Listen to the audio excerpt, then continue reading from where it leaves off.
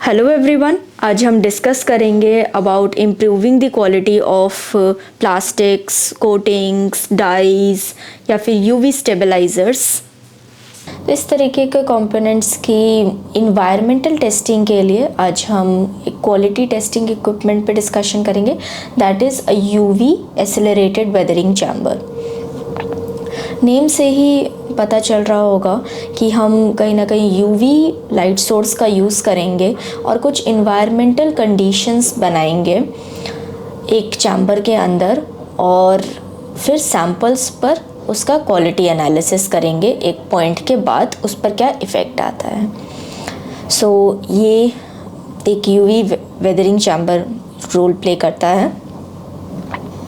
Purpose basically UV weathering test का ये होता है कि फॉर एग्ज़ाम्पल अगर हमारा कोई भी सैम्पल लाइक प्लास्टिक हो गया या फिर फैब्रिक आइटम्स हो गए या फिर डाइज हो गए या फिर जो हम यूवी स्टेबलाइज़र्स यूज़ करते हैं किसी भी सैम्पल पे, तो क्या वो अगर यूवी इन्वायरमेंट में आ रहा है, सनलाइट के इन्वायरमेंट में आता है, आउटडोर इन्वायरमेंट में, तो क्या वो कहीं फेड तो नहीं हो जाता, उस पर किसी तरीके का डिग्रेडेशन तो नहीं हो जाता, वो वेदरिंग इफ़ेक्ट तो नहीं शो करता है, और अगर करता भी है तो वो एक स्पेसिफिक पॉइंट के बाद ही वो चीज़ शो करे।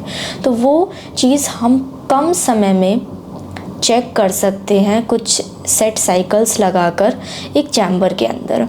और ये एक तरीके का बहुत ही इंपॉर्टेंट क्वालिटी टेस्ट होता है, क्योंकि इस तरीके के इन्वायरमेंट में जनरली सारे सैम्पल्स आते ही हैं कि हमारे सनलाइट के एक्सपोजर में हमने सैम्पल को रख दिया, और ऐसा टेस्ट सैम्पल का एक हार्मफुल साइड भी दिखाता है कि अगर इस तरीके का सैम्पल के ऊपर इफ़ेक्ट पड़ता है, तो अगर उस पर्टिकुलर मटेरियल के अंदर कोई सैम्पल है, फॉर एग्ज़ाम्पल एक प्लास्टिक बॉटल, उसके अंदर अगर पानी है और या फिर कोई पाइपलाइन है, अगर उस पाइपलाइन से पानी निकल के जा रहा है और अगर उस पर डिग्रेडेशन जल्दी हो जाता है और यूवी एक्सपोजर उसके अंदर पेनिट्रेट कर जाता है, तो वो सैम्पल को तो ख़राब करता ही है, साथ के साथ उसके अंदर जो मटेरियल है उसको भी ख़राब करता है। तो ये सारी चीज़ें काफ़ी इम्पॉर्टेंट होती है टेस्ट करनी। नाउ एक बार हम इस वीडियो के थ्रू ये जान लेते हैं कि यूवी वेदरिंग चैम्बर में हम एक स्टैंडर्डाइज्ड टेस्ट किस तरीके से परफॉर्म करते हैं। तो प्रेस्टो इस केस में प्रोवाइड करता है डिफरेंट टाइप ऑफ मॉडल्स, चाहे वो एक flow type UV weathering chamber हो जिसमें आप ज़्यादा सैम्पल्स प्लेस करके टेस्टिंग कर सकते हैं, या फिर एक बेंच टाइप मॉडल जिसमें आप कम सैम्पल्स में टेस्टिंग परफॉर्म कर सकते हैं।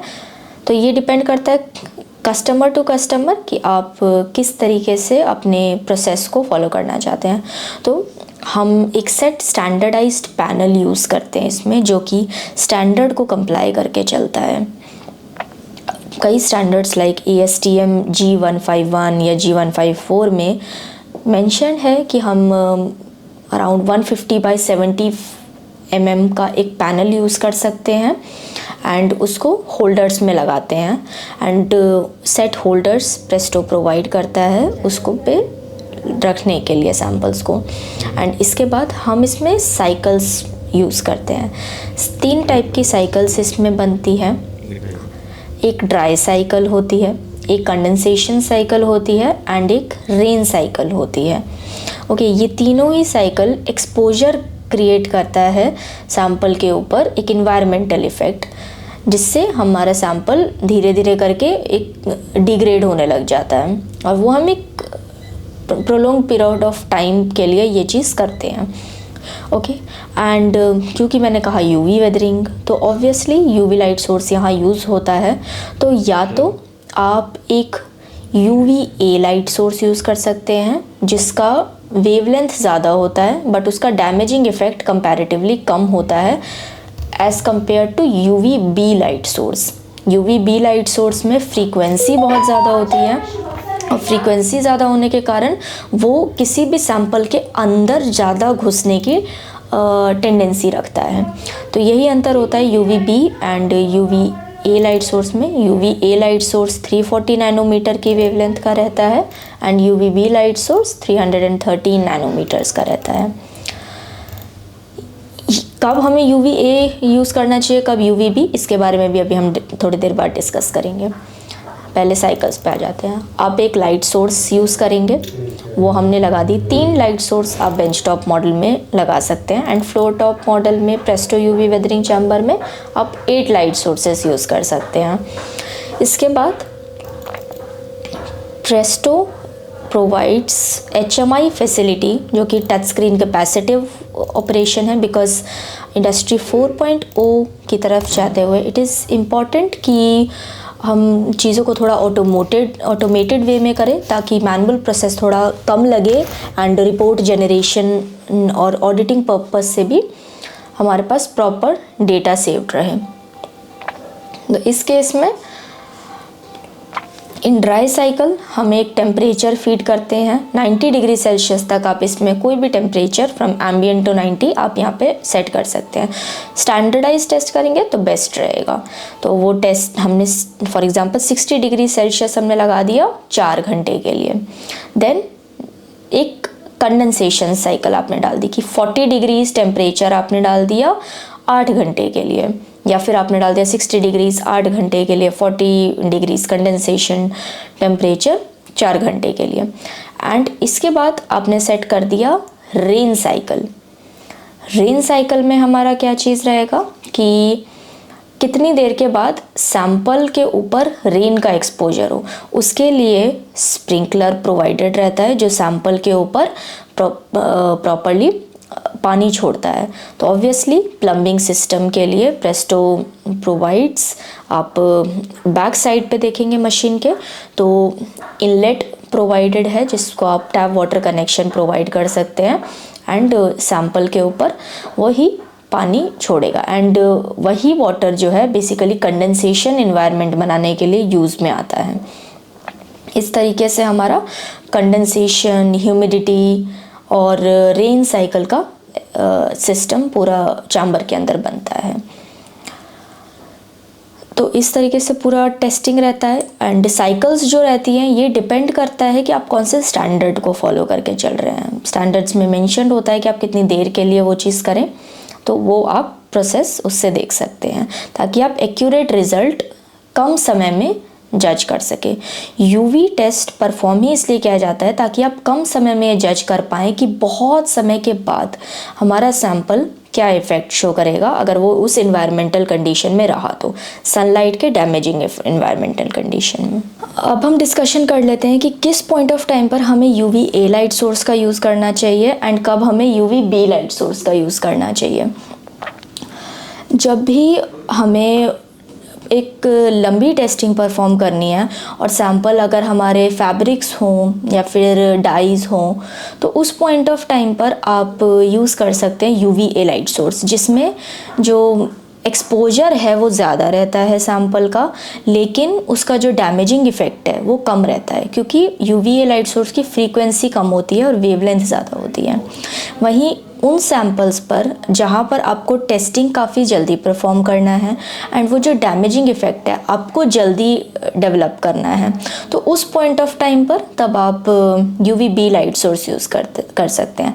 ज़्यादातर पर्सन्स जो R&D या क्वालिटी टेस्टिंग करते हैं वो यूवी बी लाइट सोर्स की तरफ जाते हैं, ताकि उनको जल्दी एक्सेलरेटेड कंडीशंस में रिजल्ट्स मिल सके सैंपल्स का। सो अब हम डिस्कशन करेंगे about different models of UV weathering chambers. So सबसे पहला मॉडल हमारे पास है bench top UV weathering chamber, जिसमें हम कम सैंपल्स लेके फॉर एग्जांपल 16 सैंपल्स और 3 लाइट सोर्स में वही इन्वायरमेंटल कंडीशंस बनाते हैं, जो कि एक एक्चुअल यूवी वेदरिंग इन्वायरमेंट आपको आउटडोर इन्वायरमेंट में मिलेगा। सेकंड मॉडल जो है वो हमारा floor top Presto UV weathering chamber है, जिसमें नंबर ऑफ सैंपल्स आप 48 यूज़ कर सकते हैं। लाइट सोर्स भी उसमें कंपैरेटिवली ज़्यादा होती हैं, 8 लाइट सोर्सेस उसमें यूज़ होती हैं। एंड इरेडियंस एक कंपोनेंट होता है जिसको हमें समझना थोड़ा सा इम्पॉर्टेंट है। इरेडिएशन का मतलब होता है कि यूवी लाइट जो एक्सपोजर दे रहा है किसी भी सैंपल पे, तो वो कितने टेंडेंसी से वो एक्सपोजर प्रोवाइड कर रहा है। तो वो कई बार स्टैंडर्ड में डिमांड रहता है कि वो कंट्रोल पैनल पे शो हो रहा हो कि वो वॉट्स पर मीटर स्क्वायर में सैम्पल्स पर कितना यूवी लाइट सोर्स जो है वो रेडिएशन प्रोवाइड कर रहा है। तो बेंच टॉप मॉडल में वो चीज़ प्रोवाइडेड नहीं है, बट फ्लो टॉप मॉडल को इस तरीके से बनाया गया है जिसमें हमें इरेडियंस डिस्प्ले की फैसिलिटी प्रोवाइडेड रहेगी। एंड एक मॉडल जो है प्रेस्टो यूवी वेदरिंग चैम्बर में, उसमें आप इरेडियंस को कंट्रोल भी कर सकते हैं। दैट इज़ जो रेडिएशन सैंपल पे पड़नी चाहिए, कभी 0.85 वेबर्स पर मीटर स्क्वायर या फिर कभी 1 वेबर्स पर मीटर स्क्वायर, उसको कंट्रोल किया जा सकता है एक स्पेसिफिक मॉडल के थ्रू।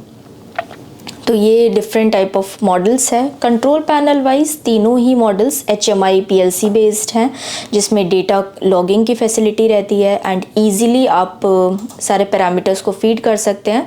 तो ये सारी चीज़ें टाइम को सेव करता है। नाउ अब हम एक बार ये डिस्कशन कर लेंगे कि किस पॉइंट ऑफ टाइम पर हमें यूवी एसेलरेटेड टेस्ट परफॉर्म करना चाहिए एंड कब हमें xenon accelerated weathering chamber test perform करना चाहिए। क्योंकि इस मशीन को परचेज़ करते टाइम कस्टमर को ये बहुत ज़्यादा कन्फ्यूजन रहती है कि हमारे सैम्पल को जब हम सनलाइट एनवायरनमेंट में डालेंगे तो ये वाला टेस्ट ज़्यादा बेनिफिशियल है या फिर ये वाला टेस्ट। तो हमें ये चीज़ माइंड में रखनी है कि अगर हमें सैंपल पर सिर्फ डैमेजिंग इफ़ेक्ट डालना है सनलाइट का, और अगर हमें टेस्टिंग को फास्ट करना है जिसको हम एक्सेलरेटेड टेस्टिंग कहते हैं, तब हम यूवी टेस्टिंग का यूज़ कर सकते हैं। तो R&D पर्पसेस से या फिर क्वालिटी टेस्टिंग पर्पसेस से, जिसमें हमें टेस्टिंग को फास्ट परफॉर्म करना है और कम समय में हमें एक्चुअल इन्वायरमेंट को सिमुलेट करना है, तब हम यूवी वेदरिंग टेस्ट परफॉर्म करते हैं।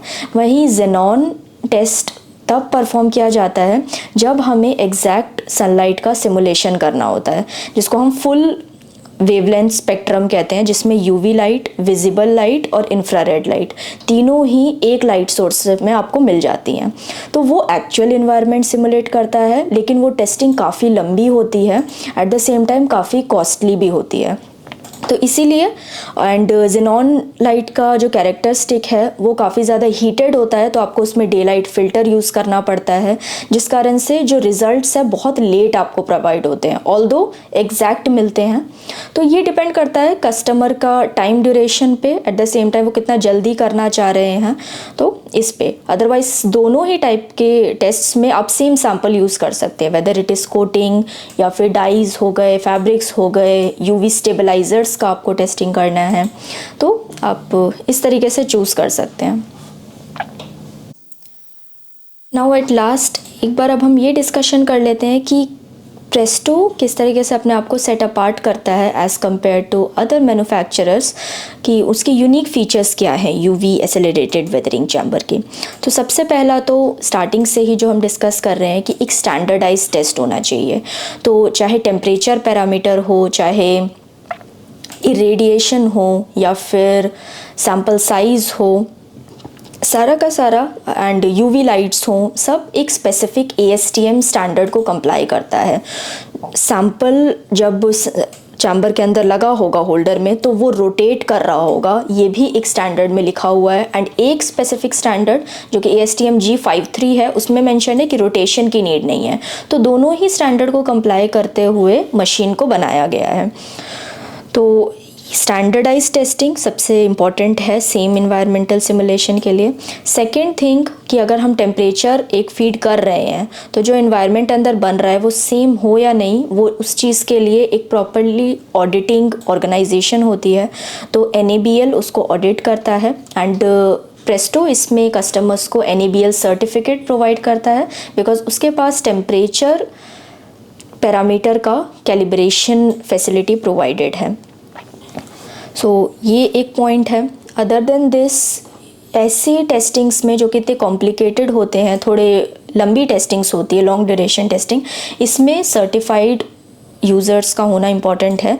तो ट्रेनिंग फैसिलिटी प्रेस्टो अकेडमी से प्रोवाइडेड रहती है, जिसमें कस्टमर को ये बेनिफिट रहेगा कि वो ट्रेनिंग्स ले सकता है। एट द सेम टाइम बार बार अगर उसको कहीं इशू आ रहा है कैलकुलेशंस में रिजल्ट्स का या फिर टेस्ट समझने में, अगर यूज़र चेंज हो रहा है किसी रीज़न से किसी कंपनी में, तो उसमें भी सर्विस इंजीनियर्स उनको ट्रेनिंग प्रोवाइड कर सकते हैं एंड उनकी क्वेरीज़ को 24/7 सॉल्व करने के लिए अवेलेबल होते हैं। तो ये सारे पॉइंट्स हैं जिसको आप माइंड में रख सकते हैं। And this was all about UV accelerated weathering chamber. For more information you can contact Presto. Thank you.